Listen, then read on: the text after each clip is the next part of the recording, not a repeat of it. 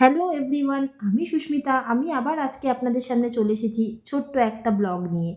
আজকে আমি আপনাদের সাথে শেয়ার করব কিভাবে ঘরোয়া পদ্ধতিতে এগ স্যান্ডউইচ বানানো যায়। অনেকেই অনেক রকমভাবে বানিয়ে থাকে, কিন্তু আমি আজকে একটু আমার মতো করে বানিয়ে আপনাদের সাথে শেয়ার করছি।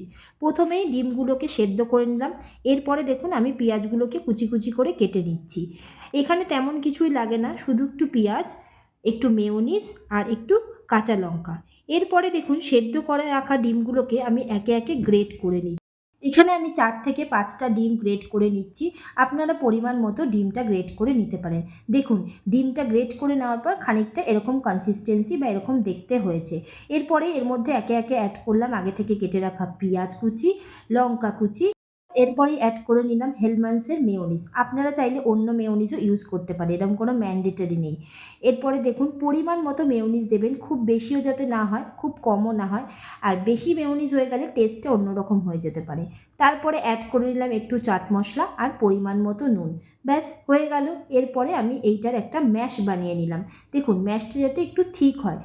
তারপরে একটা একটা করে ব্রেড নিয়ে তার মধ্যে এই ম্যাশটাকে আমি লাগিয়ে নিলাম।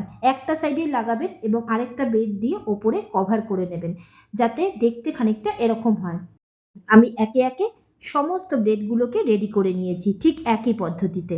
এরপরে অভি চলে এলো আমাকে একটু হেল্প করতে। ও বাটারটা লাগাতে আমাকে হেল্প করে দিচ্ছিল।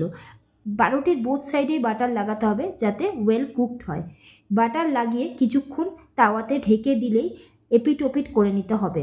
এই দেখুন এক পাশ অলরেডি হয়ে গেছে, আরেকবার অভি উল্টে দিল, দিয়ে আরেক পাশ সেঁকে নিল। ব্যাস হয়ে গেল ক্রাঞ্চি ক্রাঞ্চি এগ স্যান্ডউইচ। এরপরে আপনারা কেটে বিভিন্ন রকম শেপে সার্ভ করুন উইথ সস অ্যান্ড মেয়োনিজ, যদিও আমি এখানে মেয়োনিজটা দিইনি। আজকের ভিডিওটা এইটুকুই থাকলো, আশা করি আপনাদের ভালো লাগলো। টাটা।